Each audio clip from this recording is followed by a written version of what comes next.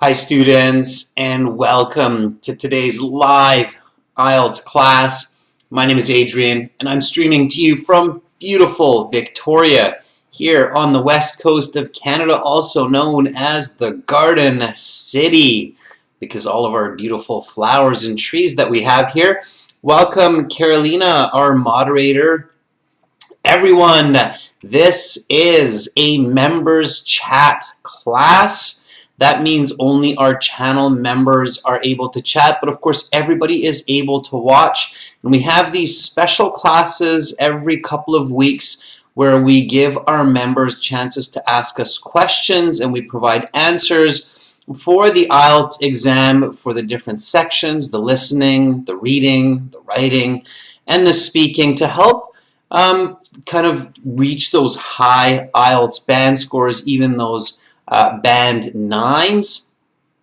And of course, members, if you have questions regarding English grammar, vocabulary, and even questions with applications for immigration to countries like Canada or Australia, or questions with university applications, where to go to university and so on, you can even ask those questions. We do have quite a bit of experience. I've been doing this for nearly 20 years now, so I have a pretty good idea of what's going on. Students, while we wait for some more fellow members to join in, I see Baljit and Uchechi is here.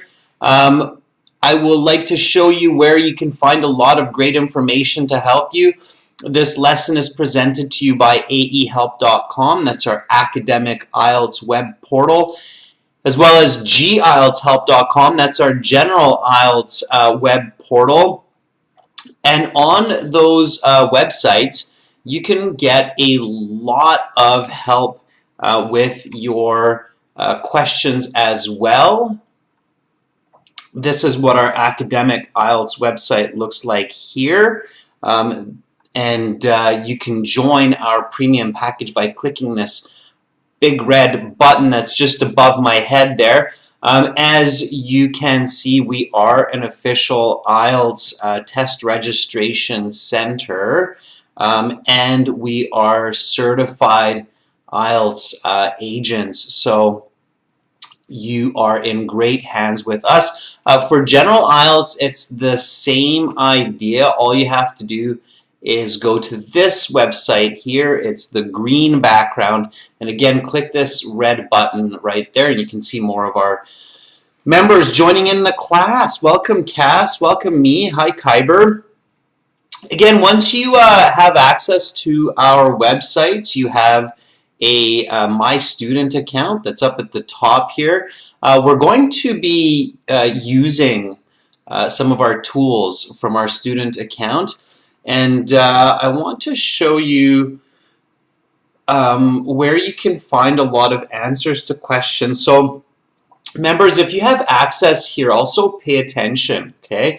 So first of all, you have your computer-based practice exams here. You have a fully interactive course there. You have exam books. There's 6 full paper-based practice exams. You even have a study plan, and I strongly recommend using this 30 or 60-day study plan once you have access to the premium package. And then we have lesson videos, tons and tons of help there. So check that out. And if you have questions, students, members, then here are your tools up at the top. So right at the top here you have a forum. Oh, that's a little bit thick. Let's try that one. So you have a forum here, and then you have a blog here, and then you have a contact us button here. Okay, so there are 3 tools way up there above my head where you can either connect with us through the student forum, where you can see that there are people asking questions about different topics, so answers of the academic IELTS curriculum not found, okay, or whatever question you may have. And then also, of course, the blog where you can find vocabulary and tips for speaking and so on. Okay, so lots and lots of help there. All right, members, I hope while I'm chatting away here showing you all these resources, you're thinking about some questions to ask me about your IELTS exam or your IELTS studies or your plans to study abroad, okay, because we will get to that in just a moment. Okay, and of course, if you have questions that don't come to mind during this class, again, you can click this Contact Us button here just above your Edit Your Profile. And then when you click on that one, you just send us an email. Okay. Now, even before that, we also have the messenger chat here down at the bottom of the website, but I'm covering that up with my body so you won't see that. You can ask there too. Okay, so no excuses for not getting answers to your questions, students. Let's hop back here. So if you want to join our premium course, which is a great idea, then we do have this discount code here, Pass IELTS, for a 20% discount. So you can use that on those websites that I just showed you. And if you have questions that you want to send by email, you can do that too. Just send me an email to adrian@aehelp.com. And of course, students, we've got tons and tons of live classes, so we will have an all-chat class where everybody will be able to join the chat. That will be a speaking part 1 class coming up in about 80 minutes. And then Sunday, Monday, Tuesday, there's no classes. Pay attention to that. That's usual for us. And Wednesday all the way to next Saturday, we'll have lots more live classes with speaking, writing, listening, reading, so covering many sections of the IELTS exam. Now, let's get into some questions. Okay, so Mi Yen is asking, what should I include in each topic, person, location of speaking? So I'm looking at Mi Yen here, everyone. This is what Mi Yen is asking. That's just right above my head. What should I include in each topic? I'll copy that out because in case some of you are using mobile, then that could be a little bit small to see. So let's make that a bit bigger. Okay, so let me make this clear for all of our viewers. This is me that's asking this question here. What should I include in all of the topics? Okay, so me, before I answer this, let me just clearly explain this to our viewers. So part 2 speaking, cue card,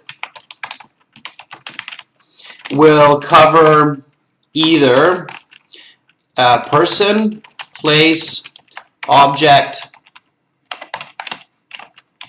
idea, or event.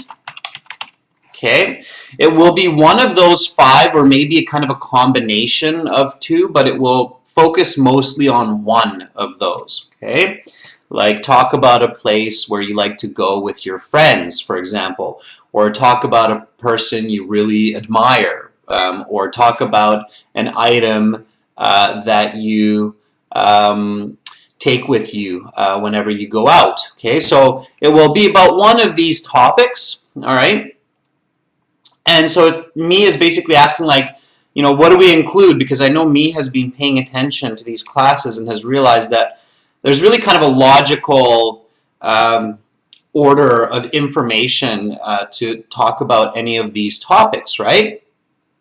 Okay, so let's help out me here, everyone, because I think that many of our regular viewers that have seen a lot of these part 2 classes, they're pretty clear on these. Okay.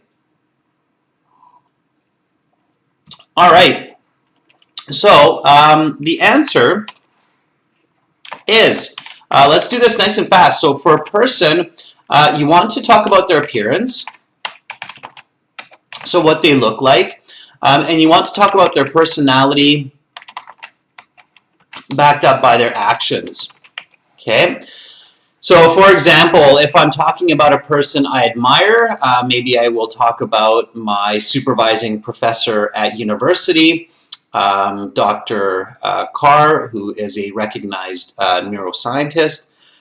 She is around 60 years old, has long dark hair, big round eyes, usually wears a smile. She's extremely hardworking. She has been accredited with at least 4 major academic publications and has received numerous awards recognizing her hard work and dedication. So that's appearance. You kind of get a picture of her, and then followed by personality, so hardworking, and I back that up with what does it mean that she's hardworking. Okay, so that's actions. All right, place. So when you're talking about a place, students, I'm going to go over this pretty quick maybe because you asked a pretty big question, but it is a good one. Can anybody help us out here? So if we're talking about a place, what should we include? Okay. And I see lots of other questions coming as well there, members. I see that.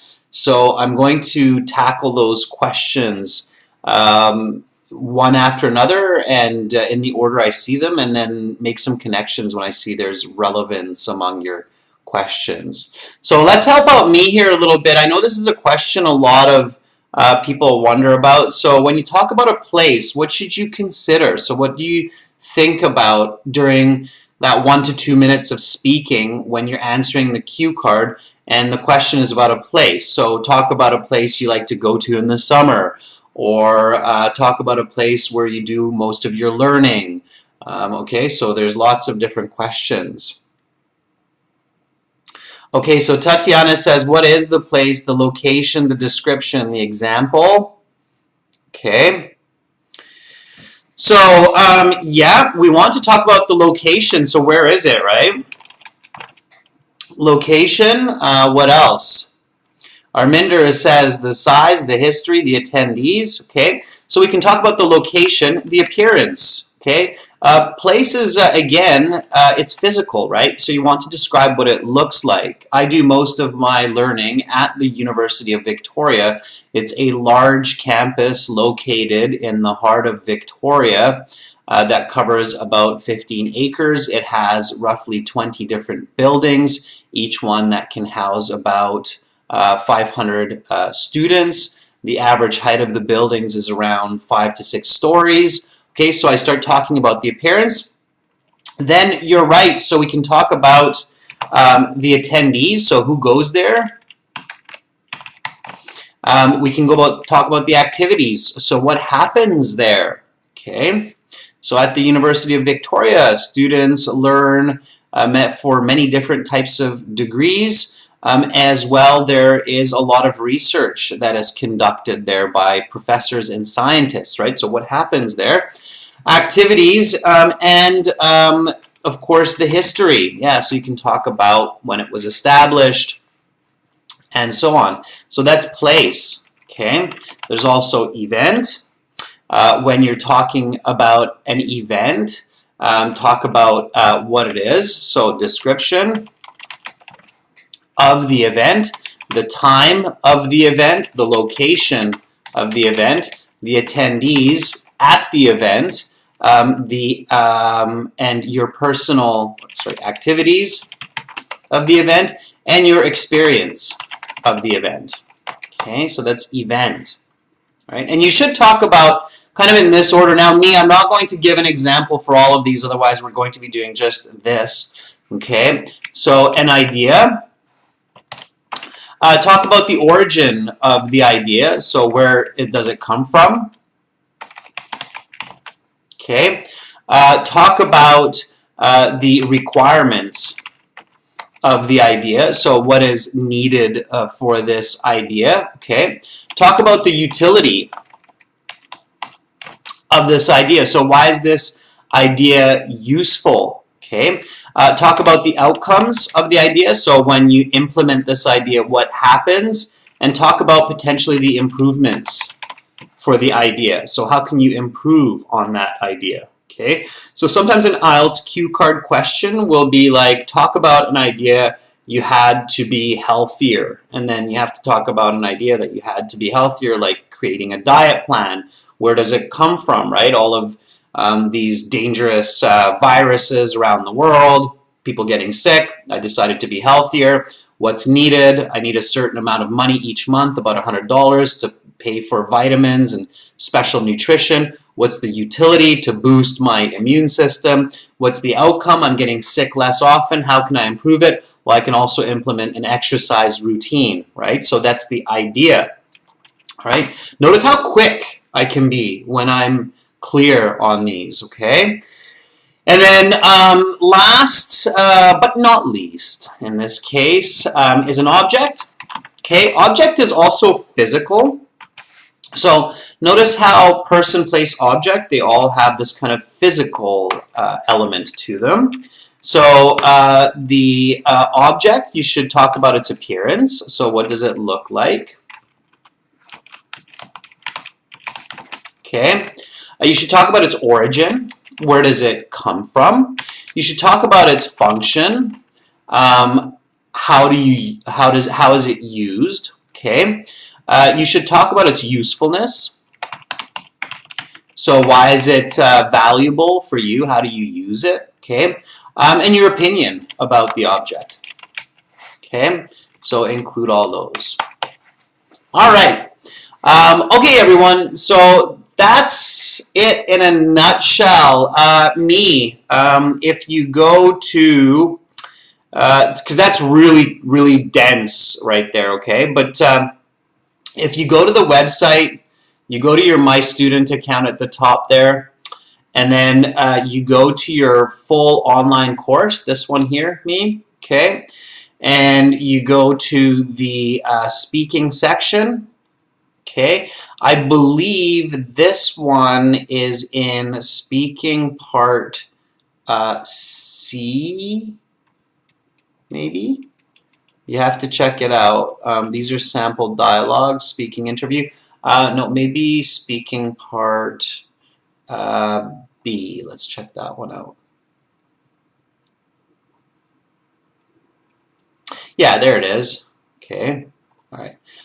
So see right here, in your full course, you have all of these with examples. So right here you have describing a person, describing a place, describing an object. Sorry, you can't see that one because of my head. But anyway, there's describing an event. So they're all in here in your speaking section strategies, in your full course. Okay. All right, so let's make a little bit greater use of our online resources here, and let's ask some questions. And I'm kind of hitting two birds with one stone here. Let's ask some questions, students, using the student partner speaking. So I think many of you know how the student partner speaking works. So I want to give you a chance. I want to always, keep things exciting and do things a little bit differently, and see how effective we can be. So, and this is a good advice for IELTS as well. So don't be afraid to try kind of new approaches or new strategies, okay? So I want to try to give you a chance to ask me some of your questions verbally, not just in the written form like we just did, okay? So, and I know that a lot of you can connect, like I think Baljeet has the next question as well. So log into your student accounts, everyone, and then go to your student partner speaking, okay? And ask me a question there. I actually see that some of our members are already in there. So I see Hasna is in here and Cassandra is already in here as well. Okay. Yeah, so just verbally ask me some questions. So I don't know if Cassandra has a question on her mind already, but since you're in here, Cassandra, you can absolutely ask me a question if you like by pinging me. Okay. Tatiana, I can see, just joined up. So if you have a question, ping me with the blue envelope. So click on the blue envelope and then say, hey, Adrian, I got a question. Can you answer this question for me? And then I'll do my best, okay?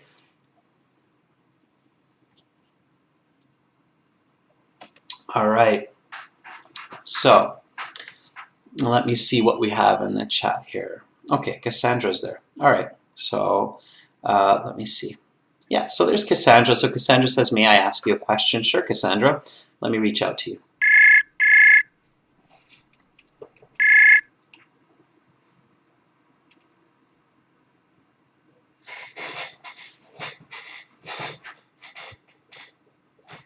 Hello? Hi, Cassandra.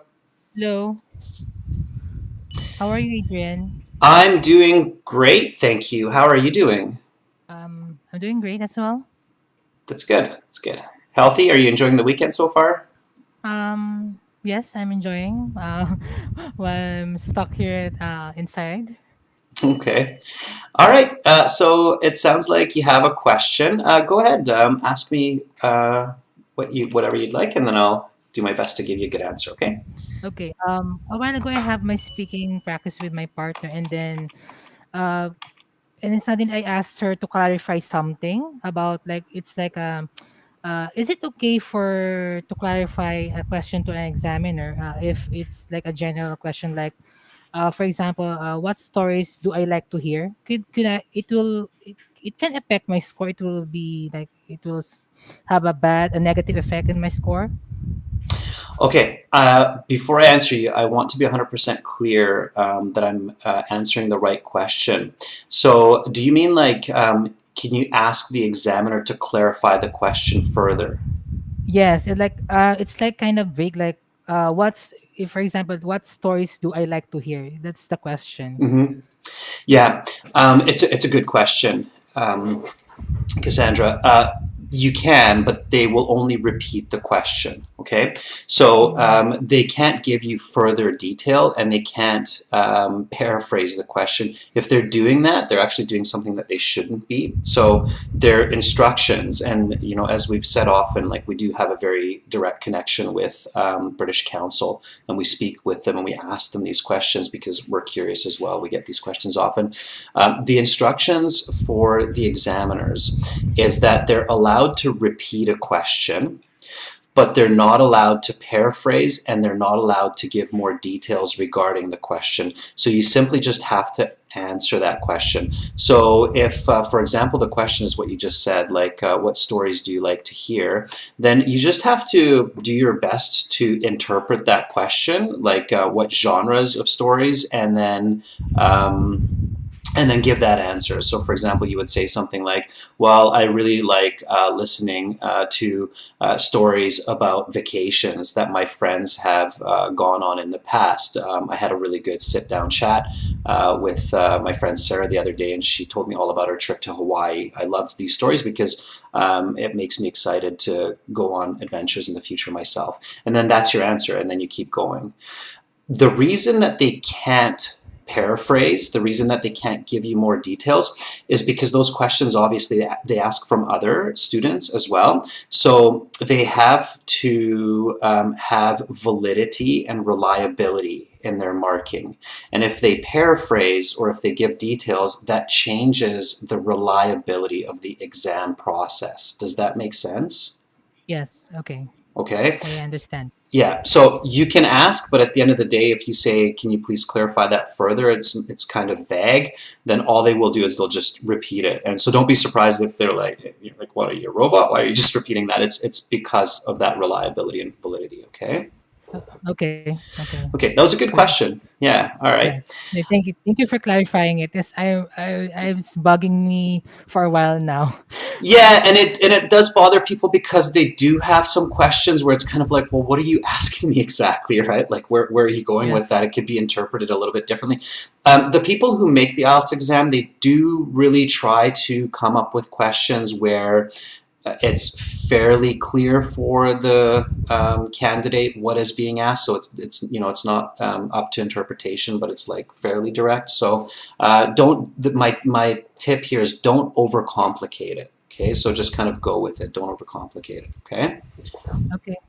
All right. Thank you, Cass. That was a Okay. great question. Have a great day. Thank you. Thank you. Okay. Bye. All right. So that was a question from Cass. That was really good. All right. Let's see. Hasna says, I want to volunteer. Hasna, yeah, okay, if you have a question, you can ask me. I'm not sure if you're in the chat, but I know you're a member, so let me see what's going on here. All right.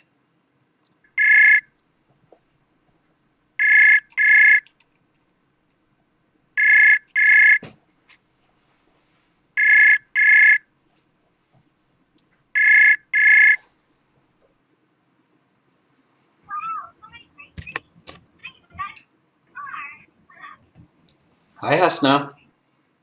Hello? Hi, Hasna. Hello? How are you doing? Hello, sir. I can hear you just I'm fine. good. How are you, Okay. sir? I'm good also. Thank you for asking. So, Hasna, did you have a question about IELTS or immigration or English?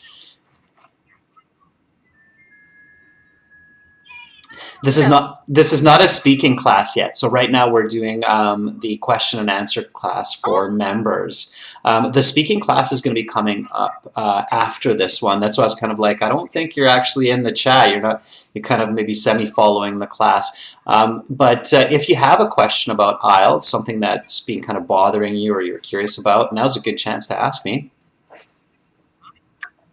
I have in speaking part, I tend to have a lot of pauses, Mm-hmm. and I want to know how to avoid that. Okay. That's a good question, right? Because you're worried about your fluency, Mark, I'm guessing. It depends on the pauses. So first of all, don't worry too much about pauses. That's kind of the unexpected answer that I'm going to give you because pauses in speech can be natural. So we as humans in our communication, we naturally pause to think about what we are going to say. And thinking before you speak is a really good strategy because speaking intelligently will get you higher band scores. You can often hear me pausing between my ideas as well. So don't stress too much about your pauses as long as you're not pausing to think about vocabulary or to think about grammar. It's okay, and the examiner will be able to understand or will be able to discern, it means differentiate, between pauses that are for vocabulary or pauses that are for ideas. Okay, pauses for ideas, you don't lose marks. To avoid pausing for ideas, keep your ideas simple. Follow that answer, explain, example strategy. And to avoid pauses for vocabulary and grammar, of course, practice. You have to just practice, practice, practice. Speak as much as you can. And don't try to force vocabulary. So if you have a word that has come to mind, use it. Don't try to come up with like a fancy idiom or a fancy synonym. Just use what comes to mind, okay? So that would be my tip for that. But otherwise, don't worry about your pauses, okay? Okay. All right, and it comes with practice. There is, have you ever heard of a club called Toastmasters? It's an international club. It's called Toastmasters. Yeah, I heard that before. Okay, I highly recommend checking that out because Toastmasters, you can practice your public speaking and they share a lot of really good ideas of how to speak fluently. So this is kind of for everybody. So check out, it's absolutely free. It's a free club to join. It's international. They're very well known. Check out Toastmasters. I believe it's one word like that. Just Google it, okay? And I'm sure you'll find one in your area. And then you can really practice to build your fluency and kind of decrease the pauses in your speaking, especially in a speech like the cue card. Okay. Okay. All right. Okay. Thank you so much, Hasna. And if you want to practice your speaking, come back in a little bit for the next class in about about an hour, and then we'll do speaking part 1. Okay. Okay. All right. I'm looking for it. Okay. Bye, Hasna. Okay, so that was Hasna. Baljeet, sorry I skipped you there, and I know that Baljeet had the next question, I believe, in the chat. Let me just kind of see here. This is what I'm looking at. Okay, so yeah, so Baljeet, you had this question of can I use my hands in speaking? So I'll let you ask me that verbally, and then I can give you a good answer for that.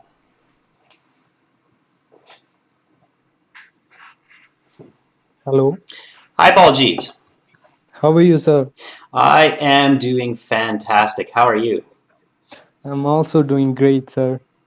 Excellent. Baljeet, I just really quickly, I did receive your speaking part 2 recording in my email, so I'll have a listen to that and I'll respond to it a little bit later today, okay? Okay, sir. All right, Okay. so Baljeet, I saw in the chat that you had a good question. Do you want to ask me that question? Sir, I want to know, can I use my hands and during my speaking? Yeah, it's a very common question, gestures, right? So using body language. I And use a lot of body language, yeah, complete your yes, sentences. yes. Yeah, absolutely. Yeah, body language is fantastic. So people often think that it's not polite or they shouldn't be doing that. Yes, It's sir. not true. Body language is a natural part of our communication, and it's an important part of our communication. So I always tell students that when you're in the IELTS speaking exam, avoid fidgeting. Do you know what fidgeting means? Like stuck on the chair. No, actually fidgeting, I think it's like this. To fidget, it's a verb. It means to move nervously. Okay. So some people, they kind of tap their leg like a rabbit. Their leg bounces up and down like bum bum bum bum bum, or they move like this back and forth in their chair like that.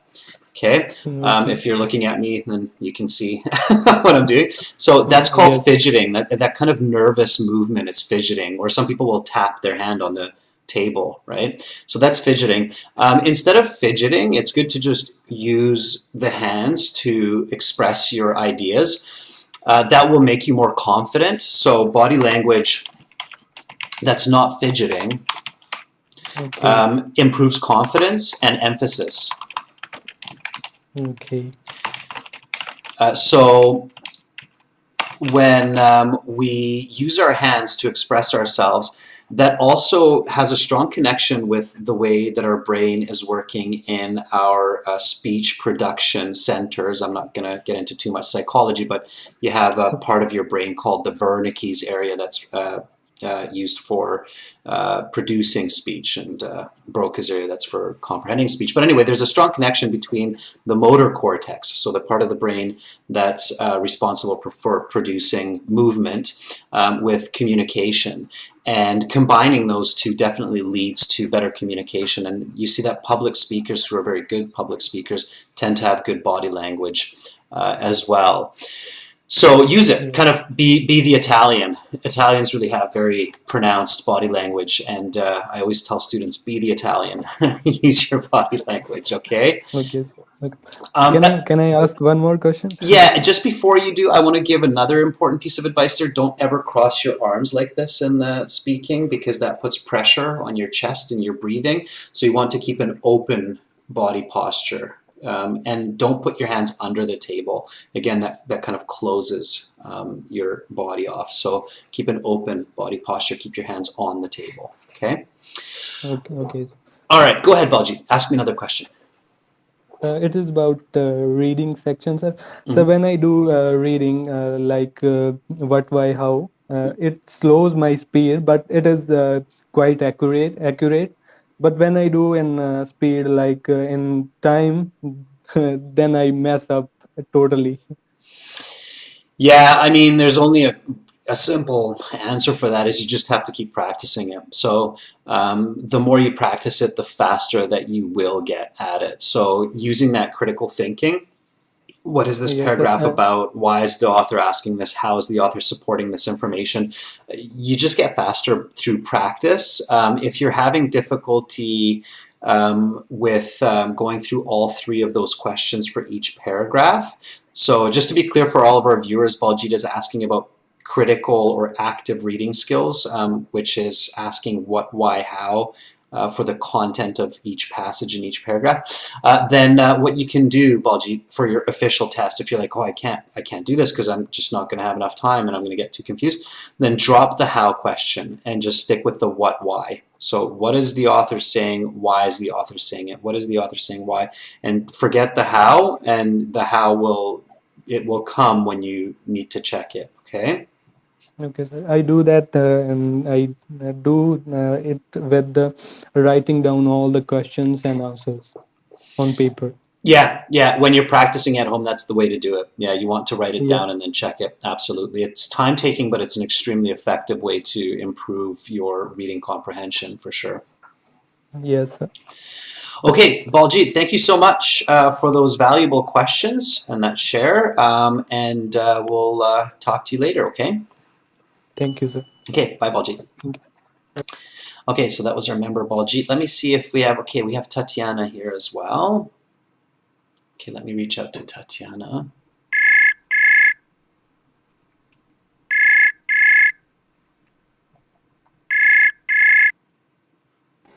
Hello. Hi, Tatiana. Hello, Adrian. How are you today? I'm doing pretty good, thank you. How are you? Me too. Awesome. So, Tatiana, do you have a question for me? Yes, I have a question about reading and listening sections. Mm-hmm. I've been doing them on IELTS online test and site, and I noticed, and I did just one reading and just one listening during our streams, and I noticed that the ones I did previously on the other site were much more difficult in comparison with the test we did on streams. I'd like to ask what is the actual level of difficulty? Are the tests that are on iHelp site, do they imitate the real difficulty? Do they imitate the real ones on the exam? Yeah. Or are they easier maybe? Very good question, Tatiana. Very good question. Yeah. So they're the same difficulty. Okay. So when we designed the tests, and students who have used our website and then have taken the IELTS exam, they often come back in the class when this question's asked, and they say, no, it's the same difficulty. So and sometimes connected to this question, Tatiana, people ask us, like, what materials should I use to get the same experience? From our kind of history of doing IELTS and doing this for a while, the Cambridge books, so the Cambridge IELTS exams, especially books 7 to, I think it's now 16, 15, those are past IELTS exams, and the most recent books, so Cambridge 13, 14, 15, they're fairly recent exams that were conducted maybe 2 years ago, 3 years ago. So the difficulty of the listening and the reading, it's kind of a set level, but within that, it also depends on your luck a little bit. Like if it's, for example, topics that you're familiar with, like let's say that, you work as a pharmacist and then you get a listening or a reading topic that's about pharmaceuticals or medicine or biology. It's going to be, of course, a lot easier than if you get a topic that's about engineering, right? So they try to come up with topics that are going to be universal, but it's very difficult to always have that. Within that, we do what's called test-retest reliability on our exams. So when we produce these exams in-house, then we do a lot of comparisons of how students perform on those past Cambridge IELTS papers versus the exams that we're creating. And we always make sure to adjust it so that a student who scores, let's say, an average of 30 from 40 on the listening or the reading for Cambridge past exam would also score roughly 30 out of 40 for our exams as well. So the difficulty is very, very similar. Okay. Mhm. So that's what you Great can to know. accept. Thank you. Yeah, but we have gotten comments from both sides. So we've gotten comments from students where some students say, oh, I found my IELTS was more difficult. And then some students have said, oh, I found my IELTS easier. Why are the ones on your website more difficult? And that actually gives us the assurance that we have it right. So it's somewhere in the middle, and that's where it should be. Okay? Yeah, thank you. Because I was frustrated while doing those tests on IELTS online test.com. Yeah, you shouldn't be. The online IELTS test, actually, you have to be really careful with. That's another tip that I want to give you. I've seen some IELTS tests on British Council as well, like sample questions, and they don't represent the same difficulty as the real exam. So you have to be careful. Even some sources that seem like they should be, like British Council, and I'm kind of careful with my word choice here because I don't want to make them angry, but I will tell them this honestly as well, is that the practice questions, that the sample questions they show students on their website, I think they're significantly easier than the actual IELTS test.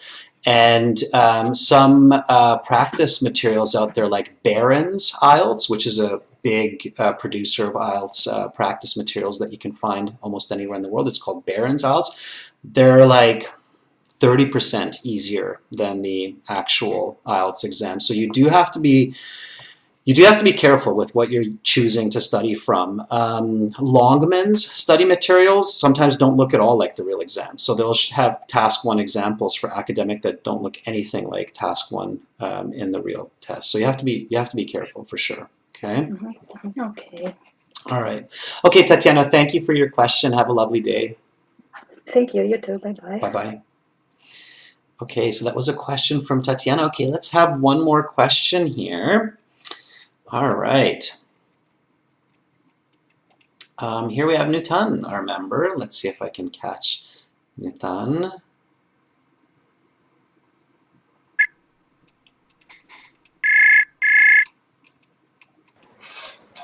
Hello, sir. Hi, Nutan. How are you?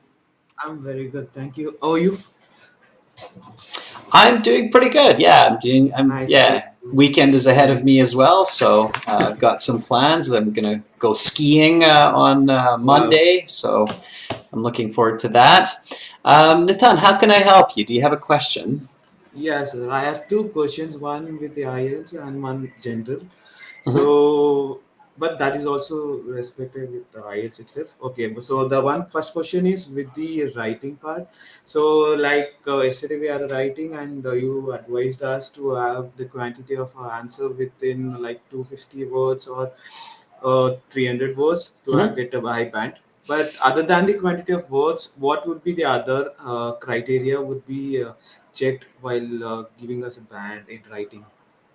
Okay, so there's quite a few different elements that they look at when they're looking at your writing. If you look up on the internet, official here, so just Google this when you have a moment, then you can get a nice PDF from IELTS.org that tells you the exact criteria. Okay, so IELTS writing section marking criteria. So just type that into Google, and then you'll be able to download that PDF. The same for speaking. So if you type in speaking section marking criteria, look for the official IELTS so look for the official one, okay? Sure. You'll see it, they kind of just break it down. So, but to give you an answer, a more specific answer, so when they look at your writing, first of all, they're marking for your coherence. Both in the speaking and in the writing, the number one factor that determines your score, your overall band score, is your coherence. Basically, can I understand what you are writing, and is it answering the question that you are asked? That's the first, okay, that's the first and most important point to pay attention to. So that's what they're checking for. And then within that, then they're going to check for grammatical range and accuracy, just like in speaking. They're going to check for lexical resource, so how well you're using vocabulary, are you able to use synonyms, or are you repeating the same word? they're looking for task completion. So beyond the coherence, what they look for is what's called task completion. And that's where it's a little bit tricky, but the marker is thinking, okay, how well has this candidate answered this question? So how much detail have they gone into? Have they really given a complete answer, or does the examiner have to add a lot of their own information to make it kind of a complete piece of information? So is there a clear introduction? Are there clear body paragraphs? Is there a good conclusion? So they're looking for that task completion. And that's where you need that at least 250 words, because if you don't have that, then immediately it's an incomplete task. Okay, if you have over 250 words, then it's a complete task, but it's still not necessarily a band 9 complete task. That's why it's usually you need another 50, 60 words, okay? Correct. Yeah, sure, sir. All right, but again, if you want to see the exact details, like there's a lot of little details of what is a band 8, what is a band 7, then type in this IELTS writing section marking criteria, and you'll get that full PDF sheet, okay? Okay, sir, sure. All right. Yeah. What's your And other question? Yeah, another question is with general IELTS exam environment. I want to ask, like, this is the first time I'm just listening with the IELTS, and I don't know exactly how that listening and the writing and the reading part conducted. Like, we know speaking, it's like an interview. Like, we have seen your streams and we are going through every day. But what about the writing, listening, and the reading part conducted? So it's like individual, or it's like exam, or who sit everyone has who are at the same room. So how does conducted? Yeah, so okay, so how does that work, right? So there's two versions, as you probably know. There's the computer-based version, and there's the paper-based version, okay? So in the computer-based version, yeah, you're in one big room, okay? And in the computer-based version, you have stations. So you have these computer stations, and between each station, there's a divider. So there will be like when I did the official exam in Budapest back in February, there were about 30 people in the room, and it was 4 or 5 rows of computers. One row facing the wall, one row facing the center, kind of, so one row is facing away from the other row, and then each row has maybe 7 or 8 candidates. We're all kind of separated by this little wall. And then when the exam starts, there's an invigilator who stands at the front of the room. They read the instructions. And then a lot of it happens automated with headset and the computer software. And you do the listening, then the reading, then the writing. And it's a very kind of an automated system that takes about almost 3 hours.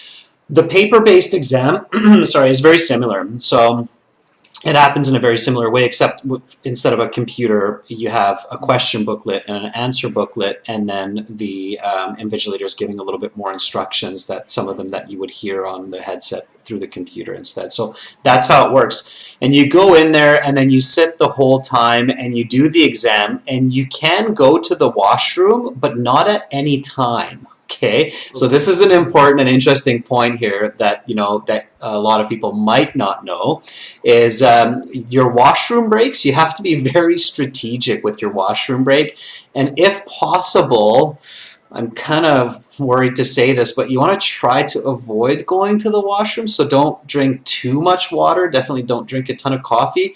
I went to the washroom in my exam, and it cost me like 5 minutes because I had to take an elevator, and I didn't have time to really check my writing, which cost me some marks, and I wish that didn't happen. But maybe that was just my bad luck. They should have a washroom close by, but that's not always the case, like in my case. And you can't go like in the last 10 minutes of the reading, or in the listening, you can't go to the washroom at all. Okay, so no washroom breaks in the listening. That's why it's first. And then the reading in the last 10 minutes and the writing in the last 10 minutes, you cannot go to the washroom. Okay, so keep that in mind. All right? Okay. Fine, sir. All right.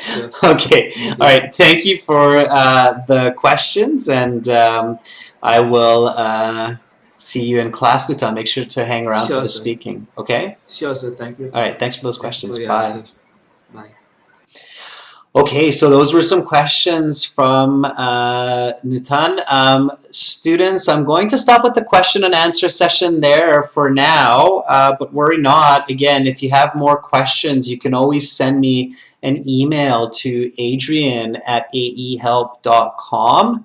Like I say, we've been in the IELTS game for well over 10 years. We've seen the IELTS exam even transform a little bit over those 10 years. We are world leaders when it comes to IELTS exam preparation. So check us out at aehelp.com for academic IELTS, geltshelp.com for general IELTS. We were just using those websites as you saw. And make sure to click the red button right there to join our premium package. It's a one-time payment for lifetime access. General IELTS, green background. Click that red button. Thank you so much, members. Thank you for your questions. Kyber, Cass, Uche, Jyoti, Baljit. It was fantastic having you with me in this class, and hopefully you'll hang around for the next one, which will be speaking, our speaking part 1 class, where we will practice speaking questions in just the same way that we did this question and answer session. So that's fantastic. See you soon, everyone. I'm Adrian. I'm signing out from Victoria for now, but I'll be back shortly. Bye.